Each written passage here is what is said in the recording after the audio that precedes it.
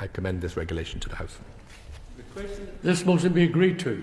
As many of that opinion will say content. Content. The contrary not content. The contents have it.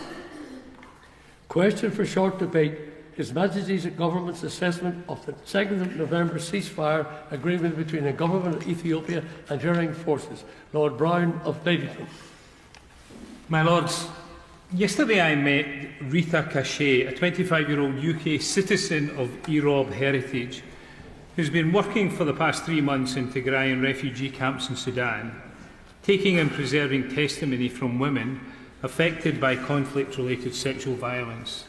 The Erob people are an ethnic minority group who live in a predominantly highland mountainous area by the same name in northeastern Tigray. The testimonies Rita has taken record the existential threats and catastrophic humanitarian suffering her people have endured at the hands of Eritrean and Ethiopian forces. The massacres, kidnappings, rape, lootings and abduction committed on her people since the beginning of the war in Tigray in November 2020. 10 members of her own family were massacred while celebrating Christmas in January 2021. 2 years ago, in the absence of a systemic mechanism to collect and preserve this evidence for a day of reckoning, she gave up her studies to do this. For a while, she's been the only person working on this because, due to the unrest in Sudan, other investigators left. Rita spoke at the recent AU-EU meeting in the Gambia on human rights in Africa and as a result was bullied openly by the Eritrean and Ethiopian delegates. Despite the dangers to her own security and the bullying, this brave young woman continues in her defence of the human rights of her people and has meantime achieved her master's degree in chemical engineering. She is a hero and an excellent role model. I note her work and I say her name in your Lordship's House to remind us that while much of the debate today will centre on the November 2nd cessation of hostilities agreement reached in South Africa between the Government of Ethiopia and the Tigrayan People's Liberation Front and the prospects of its implementation, we must not forget what has happened since November 2020. My Lords, the last 2 years have seen an embarrassing and tragic failure of the international community in its response to the war in Tigray. I say this not to absolve the parties to the conflict of their responsibilities for initiating and prosecuting the war in Tigray. They are responsible and should be held accountable. But we must look in the mirror and ask how the international community, including countries with influence like our own, and international organisations like the African Union, the European Union and the United Nations could allow such a war to continue without effective steps to end it. We've heard the mantra African solutions for African problems many times over the past 2 years. But these solutions should not have allowed the unfettered prosecution of a suicidal war while the international community meekly sheathes the tools it may have to stop the fighting and to protect civilians. The losses on all sides of this conflict are staggering, perhaps up to 1 million if we count both combatant and civilian casualties, making this the most deadly and destructive war in this century. War crimes on a vast scale have been committed, and ethnic cleansing and genocide inflicted on Tigray by the Ethiopian government, its allies and Eritrea. All of this is confirmed by the only reasonable interpretation of the International Commission of Human Rights Experts in Ethiopia in the report presented at the UN in September. That said, we now have an agreement to silence the guns, and that agreement has been supplemented by the Commanders' Agreement of November 12 signed in Kenya. My Lord, it's apparent that these agreements will be extremely challenging to implement, and the risks of a renewed conflict are real. Today we must all ask what our government and other countries and organisations can do to strengthen the framework for peace and accountability, or we will be judged as having utterly failed millions of Tigrayans and the people of Ethiopia. Accordingly, I ask the Noble Lord the Minister what assessment His Majesty's Government have made of the following. First, the cessation of hostilities ceasefire agreement between the Government of Ethiopia and Tigrayan forces, and agreed on 2nd November, and its supplements. Do the Government share the US State Department's view of November 12th, that, and I quote, "What remains, but progress is promising and gives the Ethiopian people reason for hope," or is there a more cautious read in the FCDO and number 10, based on the numerous credible reports of breaches of the terms of the peace deal and on the fact that the conflict in Tigray continues?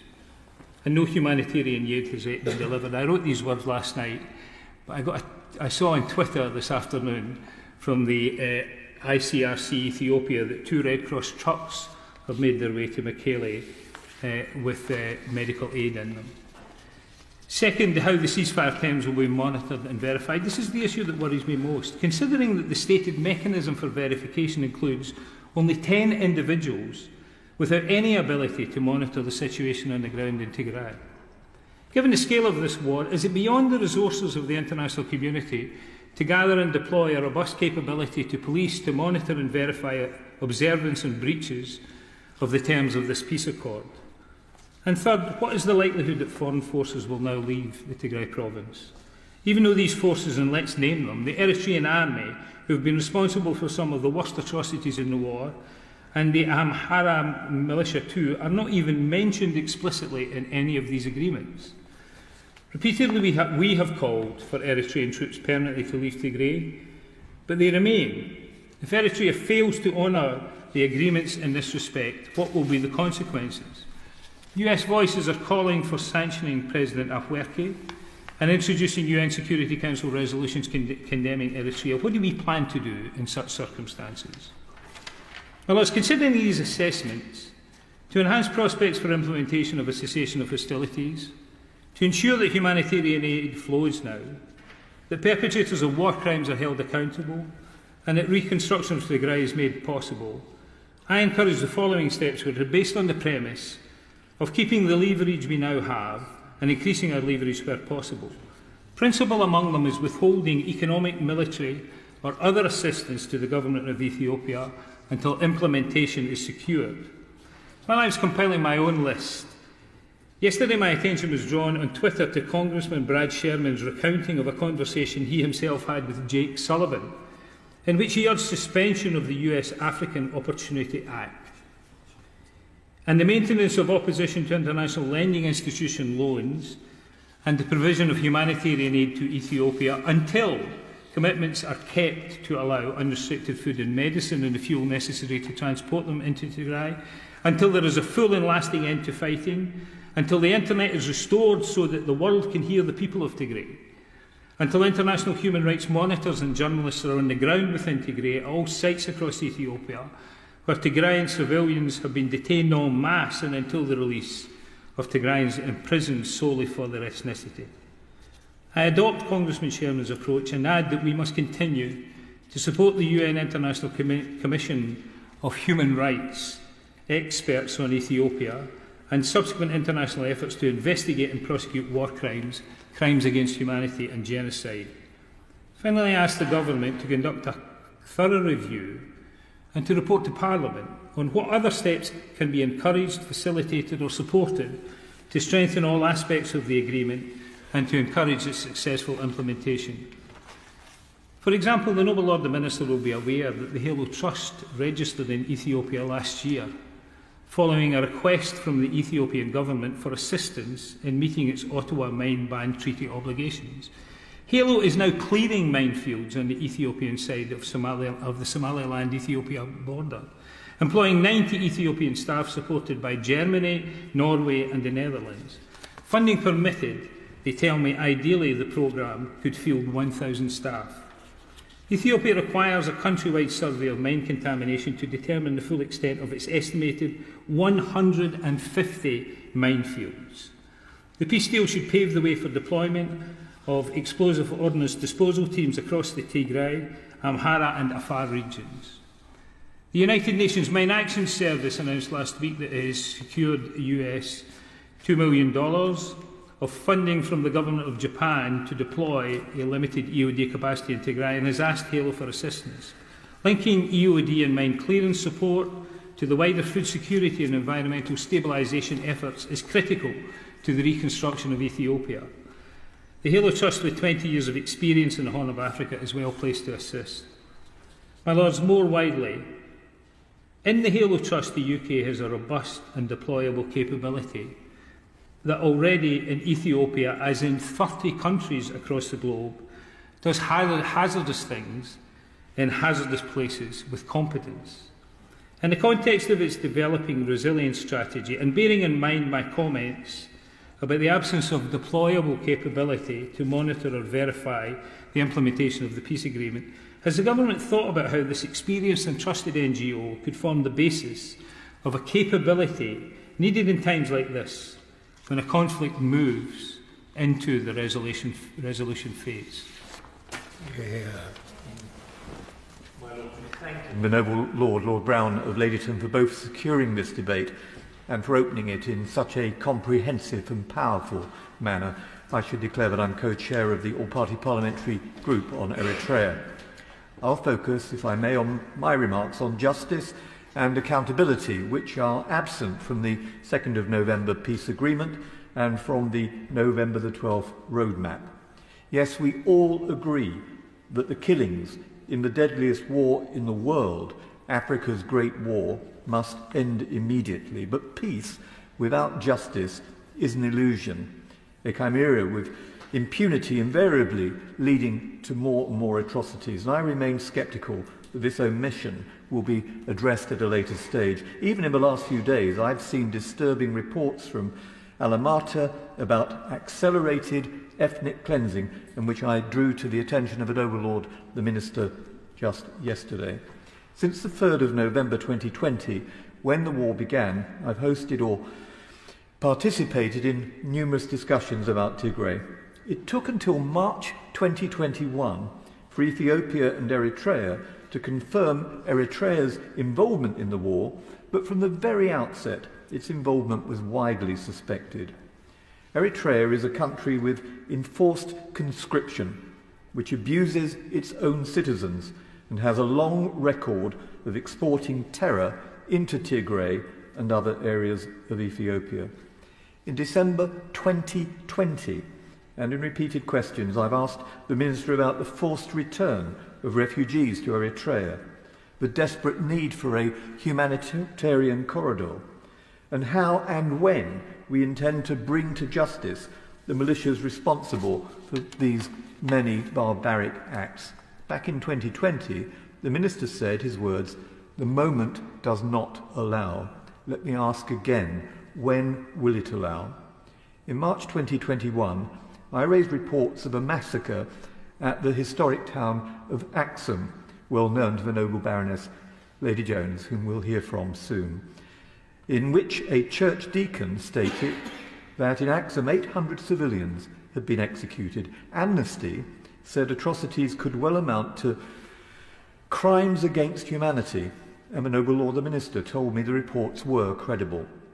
In June 2021, I hosted a meeting with Mohammed Abdel Salem Babakir, the UN Special Rapporteur on Human Rights in Eritrea. He detailed appalling violations of human rights. On December the 16th, 2021, I told the House that thousands had been murdered, injured and subjected to inhuman and degrading treatment, and thousands subjected to sexual violence as a weapon of war. My Lords, what did we do to stop that? 17 months ago, all the predictors of atrocity crimes had emerged as the world stood by and watched. The utter failure of the international community to intervene and to save lives makes a mockery of the duty to protect. As Tigray was plunged into gross human suffering, the world was too busy and looked away. As Tigray has seen repeated evidence, report after report, that Eritrean forces have been responsible for some of the worst atrocities, including massacres of civilians, conflict-related sexual violence and attacks, and forcible repatriation of Eritrean refugees in Ethiopia in camps like Hitsats. We have done precious little to help them. When did we last raise with Ethiopia its obligations under the Refugee Convention? As recently as the 6th of October, the European Parliament passed a resolution condemning the invasion of Tigray by Eritrean forces and specifically condemned the war crimes and human rights violations by Eritrean forces. It called on Ethiopia to sign and ratify the Rome Statute of the ICC and stressed the need for an independent and impartial mechanism to address ongoing violations and accountability. My Lords, what have we done to support that European initiative? This weekend I sent the FCDO Alex de Waal's assessment of the despotism of Isaias Afwerki, whose logic, he said, is genocidal, and the conclusion of Professor Kejtil Tronvol that atrocities in Tigray amount to genocide. What has the Foreign Secretary done about this? Others who have issued warning signs of atrocity crimes include Genocide Watch and the US Holocaust Memorial Museum. Why has this expert analysis been ignored? These statements on the serious risk of atrocity crimes and genocide trigger the duty to prevent, as confirmed by the International Court of Justice in its 2007 judgment. How have we responded to that duty? What assessment's been made to the report referred to by the Noble Lord Brown of the Ethiopian Human Rights Commission and the Office of the United Nations High Commissioner for Human Rights following their joint investigation into alleged violations of international human rights, humanitarian and refugee law, and committed by all parties?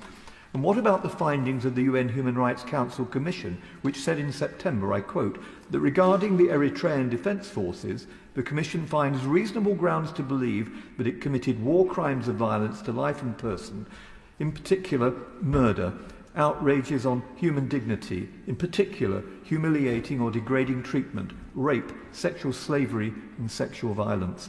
How is all this informing the government's response in line with the Genocide Convention?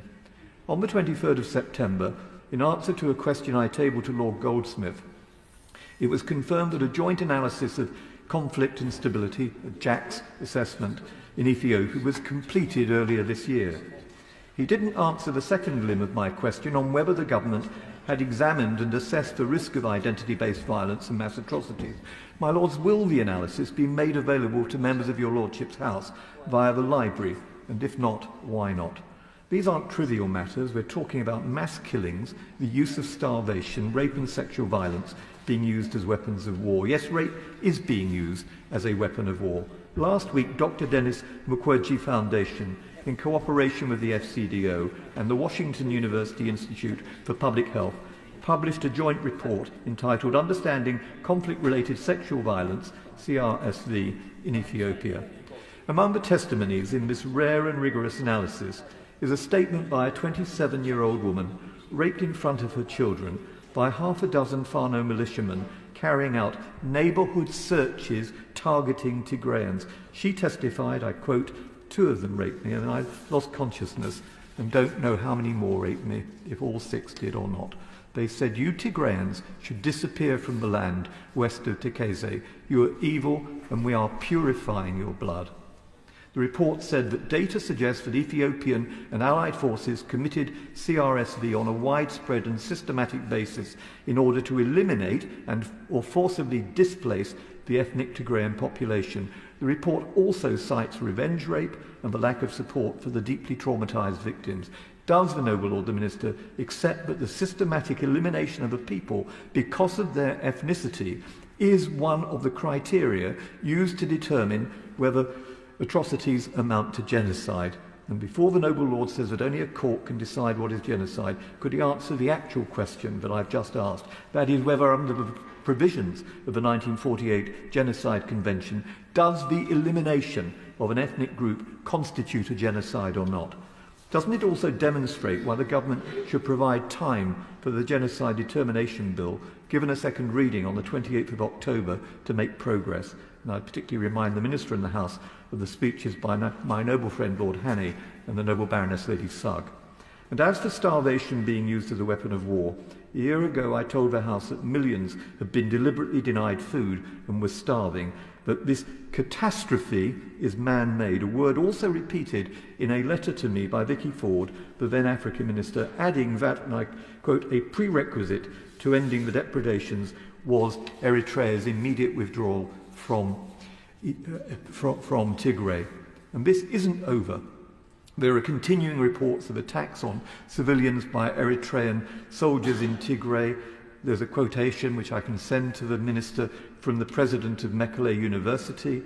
There's Rita Kase, who's been referred to by the Noble Lord Brown, a young woman who addressed a meeting in your Lordship's House at which the Noble Lord Collins and I spoke, and she tells me there are unconfirmed reports from Adwa of Eritrean soldiers looting properties and stealing water pumps.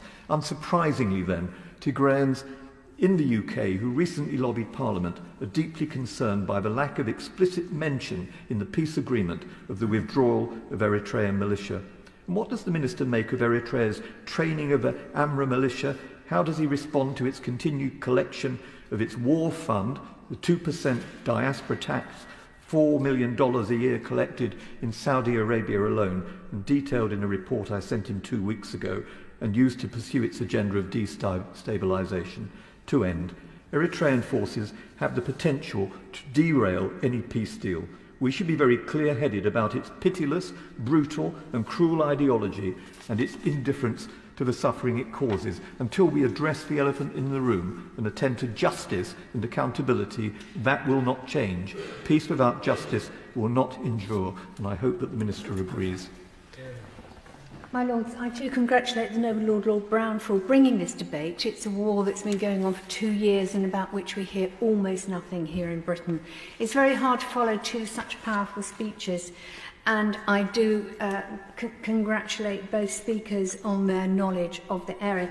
In the mid-90s, in the last century, I was working in Axum in Tigray as an archaeologist. I was there for 3 months, and it wasn't long since another war had finished, and the people themselves were quite shocked. There'd been a lot of deaths, a lot of distress, and there was very little food, no fruit, no vegetables, because they hadn't been able to sow their harvests and crop their food. So life was very hard, and it seems that yet again they are experiencing this sort of life. In 2 years, 2.5 million inhabitants have been displaced, and at least 600,000 innocent civilians killed. And of course, it's robbed the young of a prosperous future. For example, nearly 1 in 3 children under 5 in Tigray are malnourished.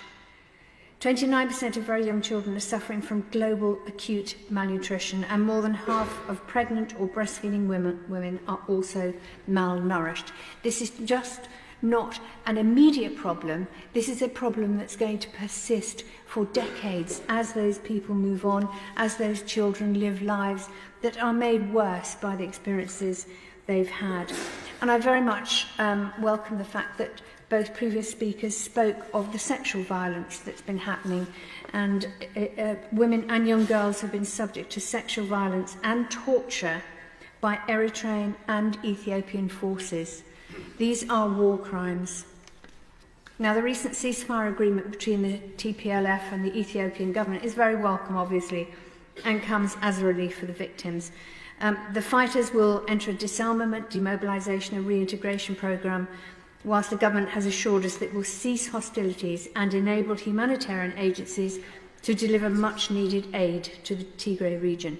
But there's never any room for complacency. As with all wars, the prospect of a reignited conflict is always possible, and I believe Britain should do all it can, diplomatically and financially, to ensure that Ethiopia doesn't experience yet another political conflagration. As the Rwanda reconciliation model has shown, post-conflict stabilisation is possible, but for it to succeed, the country needs to have a conversation with itself to address the underlying tensions and trauma experienced by victims. There has to be a judicial process, as in Rwanda, bringing perpetrators of genocide and crimes against humanity to justice so that victims can have some level of peace. There needs to be educational programmes which Britain and the UN can organise that teaches the young the importance of peace and democracy. But of course, all this is put at risk by the humanitarian crisis that the Tigray region faces today. A combination of fuel costs and lack of access due to fighting has prevented the delivery of vital medical aid and food supplies.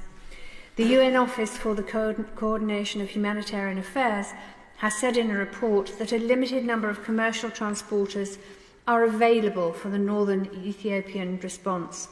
In addition, a lack of harvest has meant that 4.6 million are food insecure and facing famine. This isn't the foundation of a lasting peace, but can be a reason for further violence down the line. Britain should surely take a proactive role in leading the humanitarian effort, along with aid agencies and the UN, in facilitating the logistical task of delivering tons of supplies to affected areas. utilising all of its available resources and assets. I have two questions for the Minister, which have sort of been covered already, but can the Government make assurances that it will provide financial and logistical assistance to Ethiopia and assure that humanitarian aid is delivered safely to areas most in need? And secondly, can the Government reaffirm its commitment to regional security in East Africa by communicating to the Ethiopian Government that humanitarian agencies must be allowed unhindered access to the Tigray region?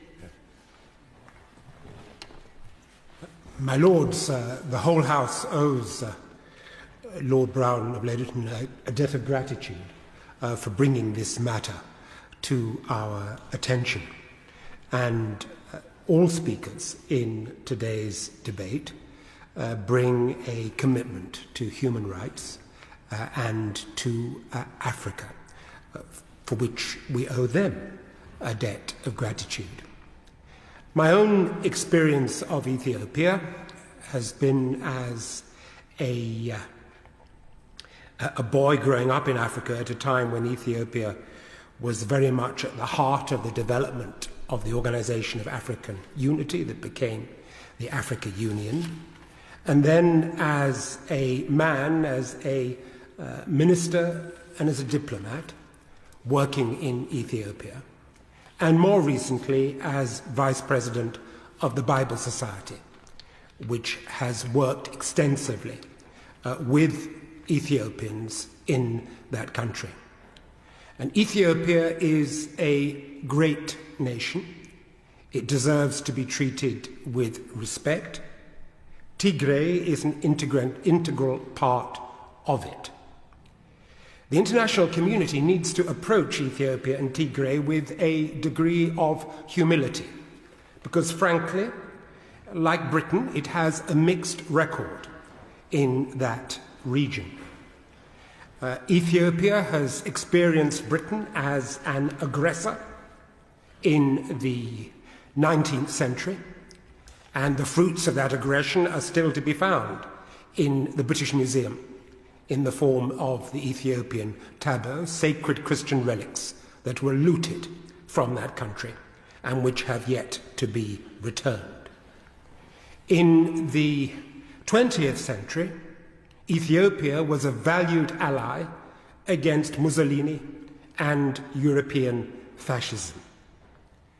And in the late 20th and in this 21st century, Ethiopia has been a development partner and played a hugely important role under Prime Minister Melesh in the initiative of our country in relation to Africa and its development that was launched in Gleneagles.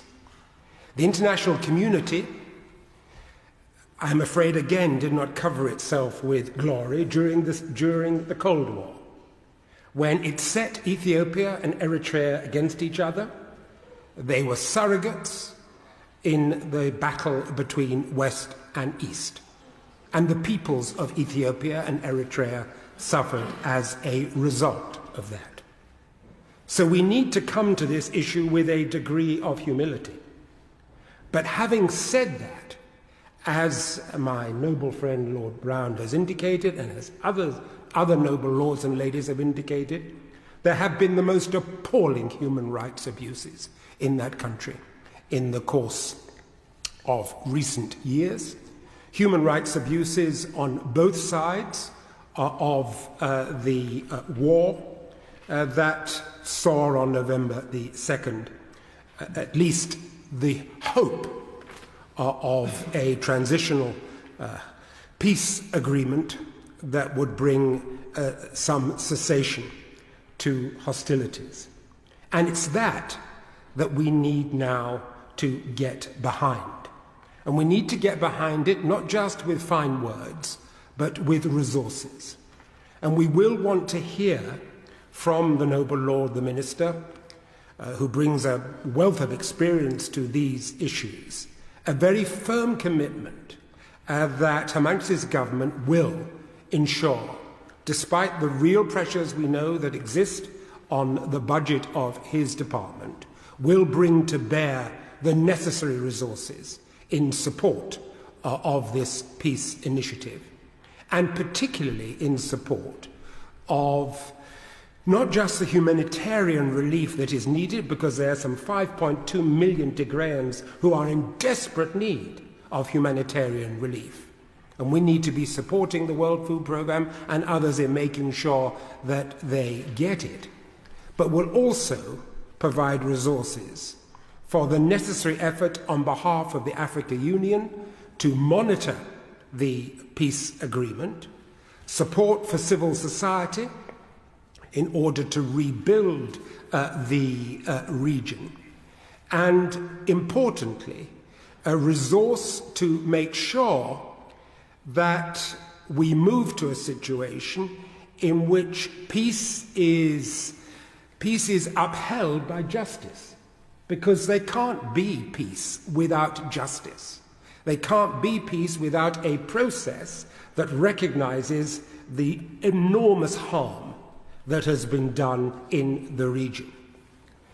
And that hope for peace and justice has to be striven for with the full and active engagement of the African Union. Because frankly, it is the African Union that has the best hope of bringing about a settlement in that country. And one needs to praise the efforts of the former president of Kenya, President Kenyatta, for his work in bringing the various sides together. But he and the African Union will need support, and they will need resources. There's one particular initiative that I want to draw the attention of the House to, because it again offers a hope of peace and justice. And that is the commitment of all the parties to the agreement, to what is described as the comprehensive transitional justice policy under the Africa Union framework. And it will be the first time that that policy will have been implemented. And the head of the Kalehewet Church, one of Ethiopia's largest evangelical denominations, which will be well known to the noble Lord, Lord Alton, said this about that policy. The possibility for reconciliation is there. The possibility for reconciliation is there. It may be that some claims for justice will have to be given up for peace, painful as it might be. But that policy, that framework, is being tried here for the first time in Ethiopia, and it won't succeed without resources. It won't succeed without international backing. It was described by the chairperson of the AU as a transitional justice toolkit that is homegrown, rich in its progressive methodologies and approaches, and rooted in African shared values. It isn't simply about the issue of criminal accountability. Impartial investigation of that is absolutely vital, but it's about setting up measurable standards for reconciliation, reparation, and memorialization of the conflict. Now, all of those things require resource. All of those things require focus. And my question is of Her Majesty's government, will they undertake to get behind that process and to use all the energy and resource at our disposal in order to make sure that it is a success? Because if it is successful in Ethiopia, then it can be applied elsewhere in Africa, where there is conflict and where it is desperately needed. But respect for Ethiopia, respect for Tigray has to be at the heart of our approach to this peace settlement. Not forgetting that the gospel was preached in Ethiopia before it was preached in Britain. The peoples of Tigray spoke and speak a language that was known to our Lord when the peoples of these islands were covering themselves in blue paint and in furs. So we need to have a sense of perspective. But also we need to remember, and I just want to end on this, we need to remember the messages that are coming out of Ethiopia now. And I give you just one example of it. On Saturday, I received this message from a Tigrayan who is living and has family in Adua. The Fano, the Amhara region militia, have been continuing with the ethnic cleansing of Tigrayans in West Tigray, as it today controls Adwa town. They arrived in 10 buses. They are notoriously brutal. Wherever there are Fano militia and Eritrean troops, you can be sure that there will be atrocities. Wherever there are Fano militia and Eritrean troops, you can be sure there will be atrocities. This is the extent of the horror that is being vested upon the people of that region now. Their only hope is in this peace accord. It needs our resource, it needs our backing. My Lords, it's a real privilege to follow the Noble Lord, and I think his words of caution from history should be listened to very carefully. I also join him and others in commending the Noble Lord Brown for securing this exceptionally timely debate. And whilst the speakers list is fairly short, the powerful and direct experience of those who've taken part is really impressive.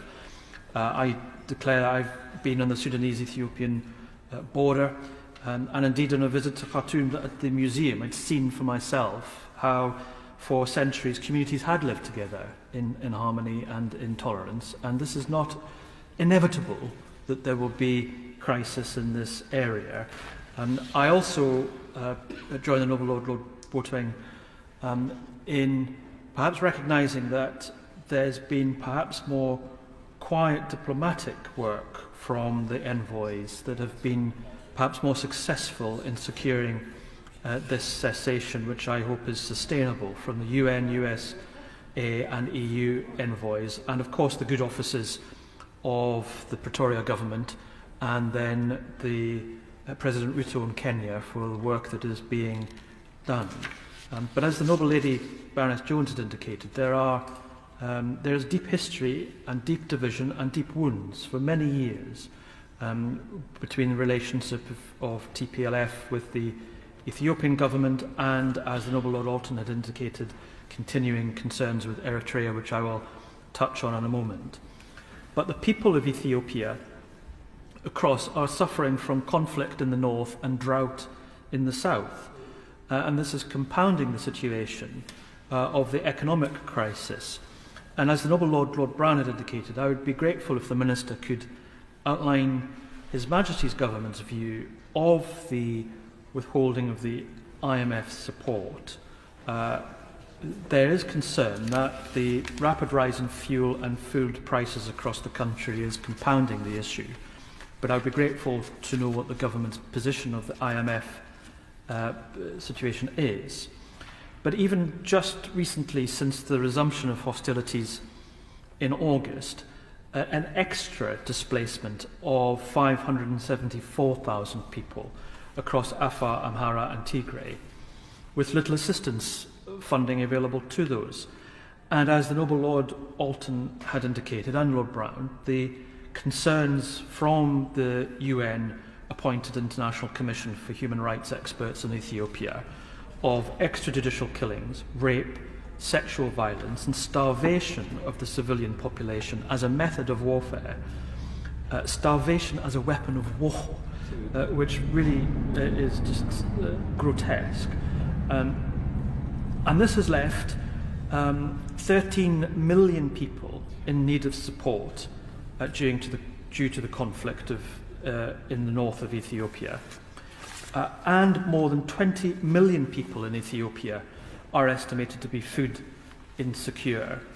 And with 25,500 severely malnutritioned children in the region today. But the warning signals for the UN that its humanitarian appeal for Ethiopia is currently only 47% funded hampering those agencies that are wanting to respond to these pressures.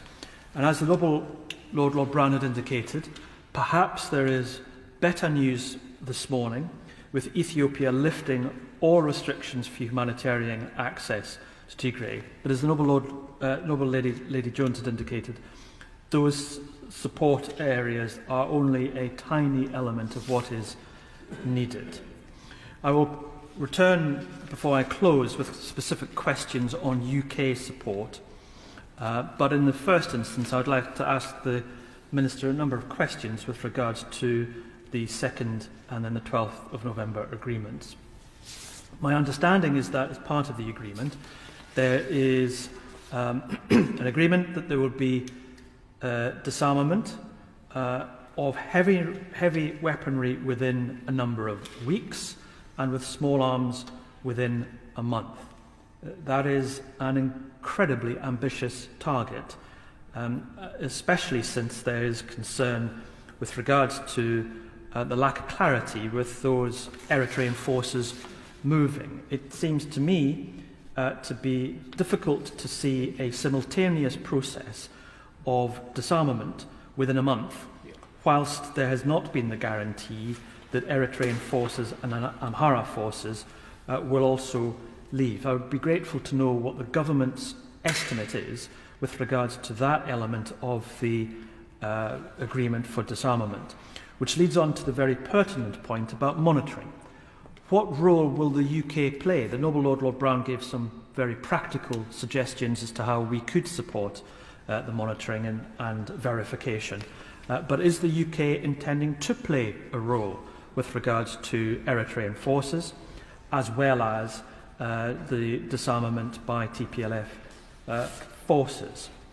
Secondly, one of the potential positive areas is the work that will be now hopefully underway for an interim administration within Tigray. But will the government be planning to play a role in the support of this? This seems to have been peace secured on the battlefield, but it will not be sustainable unless there is proper administrative and governance support.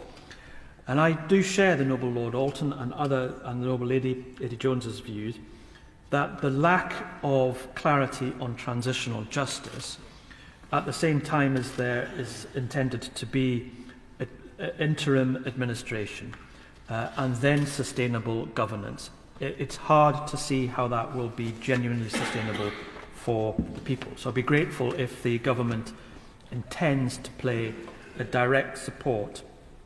a role in providing direct support within this area. That leads me on to seeking clarity from the government with regards to its assistance. The UK, as I understand it, has said that they have spent £90 million on life-saving aid across Ethiopia in the last 18 months. But it is possible that 86 million of that has already been committed, which means that only £4 million is actually on humanitarian funding in the current crisis.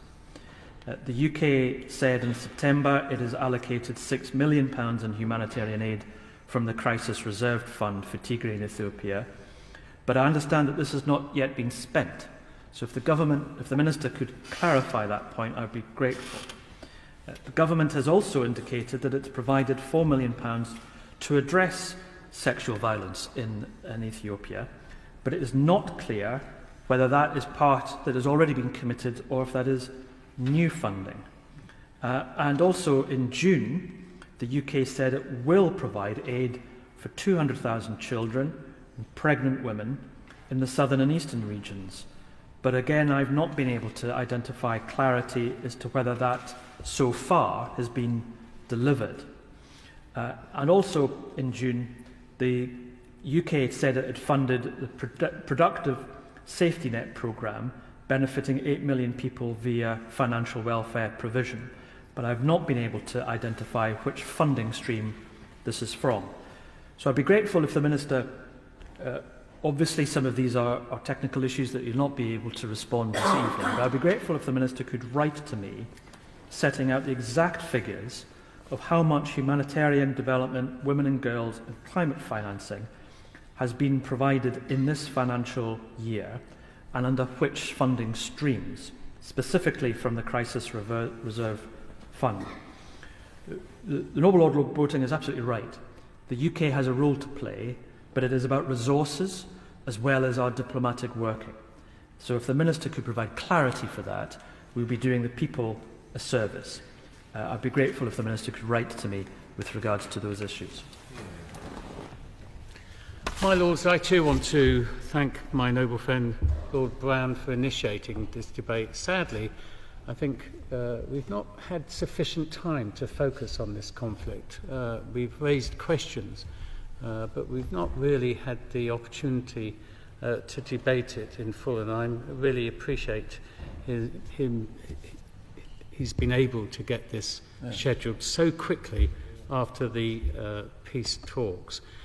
Can I also just start by thanking my noble friend Lord Boateng, because I think he's absolutely right about the context of this, because Ethiopia was a highlight of development, a positive news story of development. But what it also shows is just how quickly conflict can undermine such progress. And that's why I think our emphasis and minds always need to be turned to conflict prevention. And actually, I'm not going to bang on about the integrated review, but diplomacy, defence and development are all key ingredients of any reaction to these sorts of events. And I think it's important that when we consider the future, we have uppermost in our minds the need to ensure we support conflict prevention. And of course, what we have seen for the last 2 years with Ethiopian government forces, along with Eritrean forces and the Tigray People's Liberation Front, what we have seen is a humanitarian disaster develop. We've seen massive impact, as the Baroness Jones highlighted, on food security and access to medical care. And severe shortages of fuel have limited aid delivery outside major areas, even when this has been able to flow into Tigray. And of course, we've had periods of hope. We had the humanitarian ceasefire established in March, which broke down in August. But I think one of the things that I was most heartened about was the news on Sunday that the November 2nd agreement has now been backed up with a very clear agreement to facilitate immediate humanitarian access to all in need in Tigray and the neighbouring regions. I think that is good news, and I agree with the Noble Lord Purvis that what we should be doing is ensuring that that good news is backed up by resource, because if it's not, we have the potential to fall back into conflict. Can I also absolutely agree with my noble friend Lord Boateng about the role of the African Union. And I think, I know that in previous debates on this issue, we have, and the noble Lord, the Minister and I have agreed about that, and he has stressed the importance of it. But what we all have to understand is that this agreement is a crucial first step. It's not the end of the matter, and that's why we've got to be continually focused on this. The restoration of aid to Tigray and its 6 million people was one of the key planks of the accord, and I hope that this has got to be backed up. And as we've heard, the conflict has caused untold number of deaths, forced more than 2 million people from their homes and driven hundreds of thousands to the brink of famine in Tigray. And as we've heard, the UN investigators have accused all sides of committing abuses, but also charged, as the Noble Lord Purvis has highlighted, charged Addis Ababa of using starvation as a weapon of war. And of course, on Wednesday, the WHO called for a massive influx of food and medicines into Tigray after the ceasefire, saying that aid had not yet been allowed in. And I hope the Noble Lord can respond to the questions about aid. What are we doing to coordinate support through UN agencies in particular? Now that we've got the open door, how are we going to get that support in? It's really important. The WA chief was saying that many people are now still dying from treatable diseases, and that's why the access to medicines is so crucial. And as many noble lords, including my noble friend and Lord Alton, have referenced the September 22 report of the UN International Commission on Human Rights Experts on Ethiopia, and that published report. And that looked at a selection of incidents which the Noble Lord, Lord Alton, has highlighted. I'm not going to repeat them all. Certainly, clearly, crimes against humanity, and certainly even worse than that. But I think what we should understand is that that team had limited access. And, you know, what we should be demanding is clear access to the whole of Tigray and Ethiopia to examine these. And I hope the Noble Lord, the Minister, can give us some reassurance that in holding people to account, that we are prepared to give the necessary resources. Because all noble lords have said that without justice there can be no peace, and I think that's a really important element. I just want to also focus on, you know, and we've heard descriptions of the sexual, sexual violence that has been rife in this conflict. And of course, as the Noble Lord, Lord Alton, highlighted, we were at a meeting where we heard first-hand evidence from a very young, brave woman, and who'd been to the camps as well. And it's that sort of evidence and that sort of testimony that we need to ensure is heard at the forthcoming conference on the Prevention of Sexual Violence initiative. We need to ensure that civil society representatives from the Tigrayan and other diaspora communities in the UK can actually have their testimonies heard, because I think that will be a really important element of this this conference, which I'm pleased to be able to attend as well, and I'm looking forward to hearing the Noble Lord, the Minister, about that. But I think I want to hear from the government about how we will continue to support investigators from the International Commission, so that there can be proper processes, my noble friends have highlighted, to ensure that people are held to account. I think this has been a really important debate. I don't think it's going to be the last time that we discuss this issue, but I think it's really important that we continue to focus on something, because it's a lesson on just how conflict can undermine such good work, and I commend my noble friend for initiating this debate. Yeah. My Lords, may I firstly join all other noble Lords in thanking the noble Lord Brown for tabling this very timely debate, and like others, his very powerful introduction of this debate.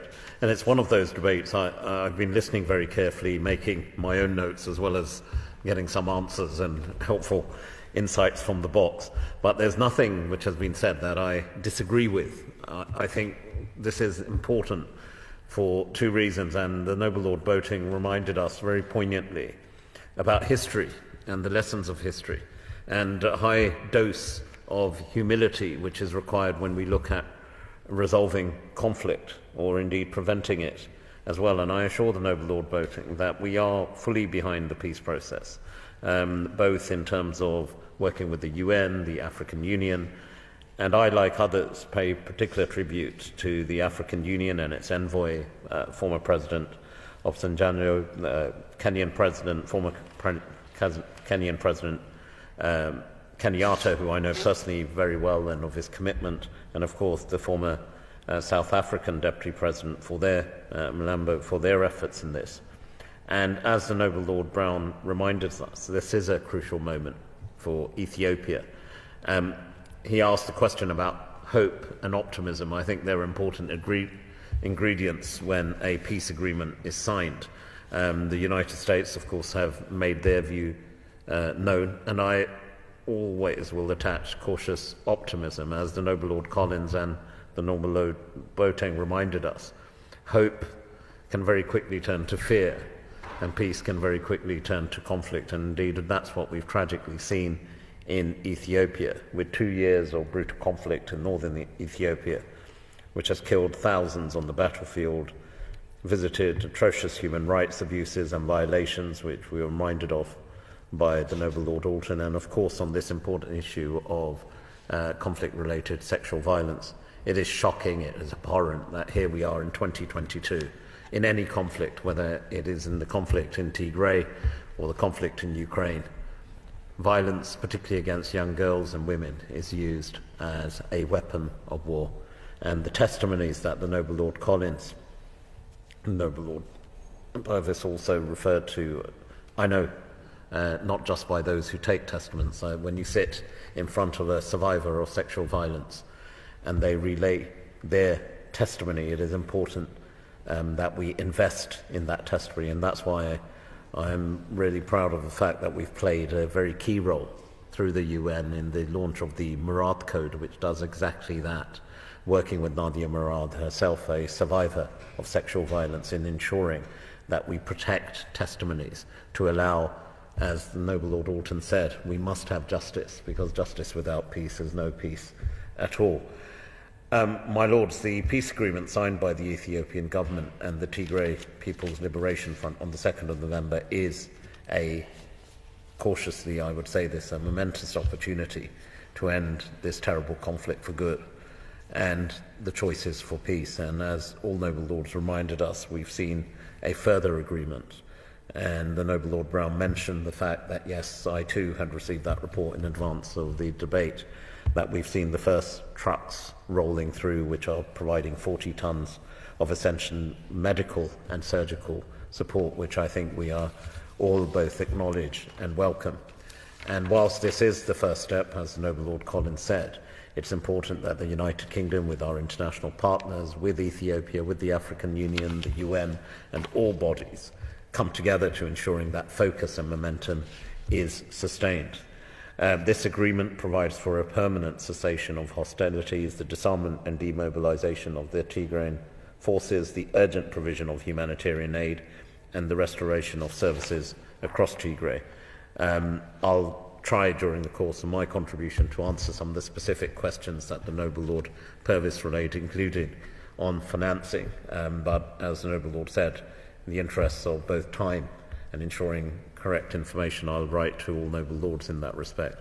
This agreement also provides for the restoration of the constitutional order and the presence of federal authorities within Tigray, and the deployment of Ethiopian military along international borders, safeguarding Ethiopian territorial integrity, a point made by the noble Lord Boating very powerfully.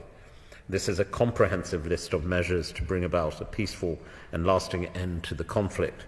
It is what we have called for throughout the conflict. This is, of course, as the Noble Lord Collins said, just the start of the process. It will require hard work, leadership, and, of course, sustained international support. And I agree with all Noble Lords on that point. We are encouraged by the early signs. We believe the fighting between the Ethiopian government forces and the TPLF has stopped. Discussions on the implementation of the agreement are underway, as we've heard, and continue in Nairobi under the stewardship of the African Union. And so far, generally speaking, the timelines set out in the peace agreement have been met. We also welcome the recent announcement of the renewal of UN flights and the reopening of land routes into Tigray. As the Noble Lord Brown's question recognises, it's also essential to monitor the ceasefire and implement the agreement if this is to be a lasting peace. Under the terms of the agreement, the African Union will chair a monitoring committee comprising of representatives from the Ethiopian government, the TPLF, and the Intergovernmental Authority on Development, IGAD, and a team of African experts will assist them. Of course, I'll update Noble Lords on what the African Union and other key bodies ask of ourselves and indeed other partners. And as Noble Lords have said, and Noble Lord Collins mentioned this, it's right that it's an African-led mechanism, and we respect that. But I assure Noble Lords that we, the United Kingdom, along with other partners, stand ready to assist the African Union and indeed the Ethiopian government. The agreement explicitly calls upon international partners to support this, to help rebuild infrastructure. The Noble Lady Baroness Jones, through her own insights and experience, drew an important focus on this, because supporting economic recovery is also a key part of ensuring sustainable peace. Before the conflict, our development partnership with Ethiopia, as the Noble Lord Boating and the Noble Lord Collins and Purvis also mentioned, had lifted millions of people out of poverty. It had helped Ethiopia itself become one of the world's fastest growing economies. And we have an aim to help Ethiopia return to that. The Noble Lord Brown made some specific points, particularly on how we can help the process and also on the important issue of demining. The Halo Trust is well known to me. I am a big supporter of the Halo Trust, and of course the practical and helpful points the Noble Lord Brown has made, I will certainly take that and ensure that's part and parcel of our discussions, and we seek to stand ready to support. We're also speaking to our partners in the international community and with the Ethiopian government to agree how we can collectively support the implementation itself of the agreement as well. On the issue that the Noble Lady Baroness Jones also mentioned, we will encourage international financial institutions to support Ethiopia's recovery, provided progress on the peace process is sustained, and that's an important point. The Noble Lord Purvis raised the issue of IMF support. We will be encouraging, as I said, IFIs to step up and support, but the key point is that this peace agreement must be sustained. The support, as we all acknowledge, is needed urgently. We're reminded of the number of the millions of people. Indeed, the UN are estimating that 13 million people in northern Ethiopia require assistance. Millions in Tigray have been beyond the reach of humanitarian agencies since August and without access to essential services for more than a year.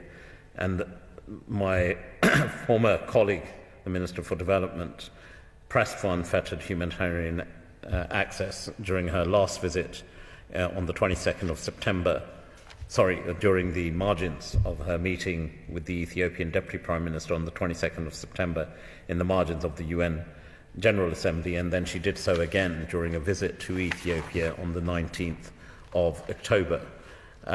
We welcome the peace agreement's commitment to expedite the provision of humanitarian aid into Tigray, restore essential services. But the conflict in the north is not the only cause for concern. As the Noble Lord Purvis reminded us, with 4 seasons of failed rains, it's led to a devastating drought in the south, with around 30 million people in Ethiopia that need food and nutrition assistance. This is one of the largest humanitarian crises in the world, and it is important that every element, and we've talked about other regions, afar in October, as my former colleague, the Minister for Africa, Minister for Development, saw, is very acute. The Noble Lord Purvis mentioned about UK support, and yes, we have allocated nearly £90 million to support crisis-affected communities across Ethiopia, including communities in Tigray, Afar, Amhara, Oromia and Somali regions. And we will announce further humanitarian funding, and I recognise the Noble Lord Boating said, despite difficult challenges, it's important we seek to support.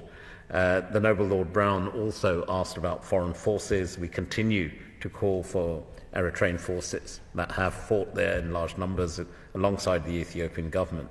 This has fueled the conflict, and there have been many credible reports, as the Noble Lord Alton, amongst others, also noticed, about Eritrean forces themselves have committed terrible abuses and violations of human rights, as have others. Indeed, all sides, parties to the conflict, need to be held to account. We have consistently called upon Eritrea to withdraw its troops from Ethiopia, but at the moment those confirmations still need to be verified and again acted on. My Lords, I'm conscious of time. What I would say to Noble Lords on the CRSV element specifically, in northern Ethiopia, the United Kingdom has provided £4 million to help support.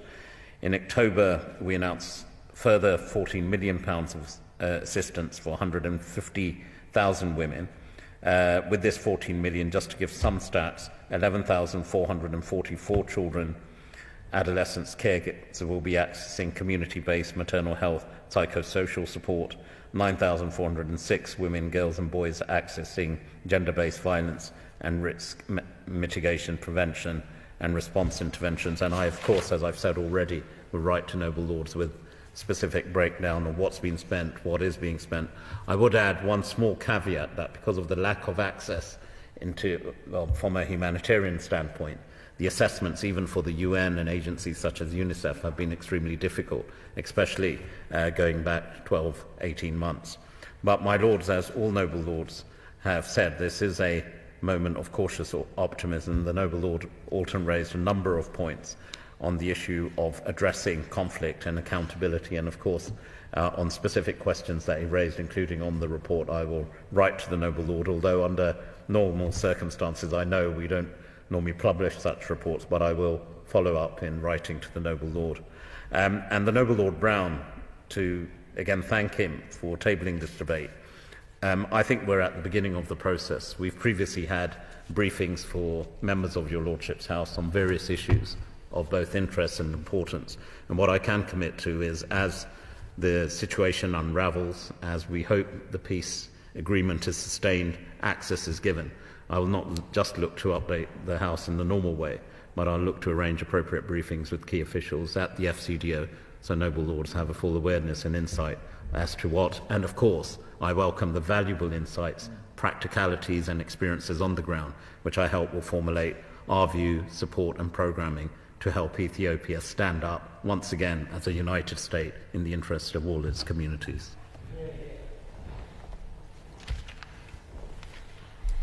I beg to move that the House do now adjourn. That the House do now adjourn.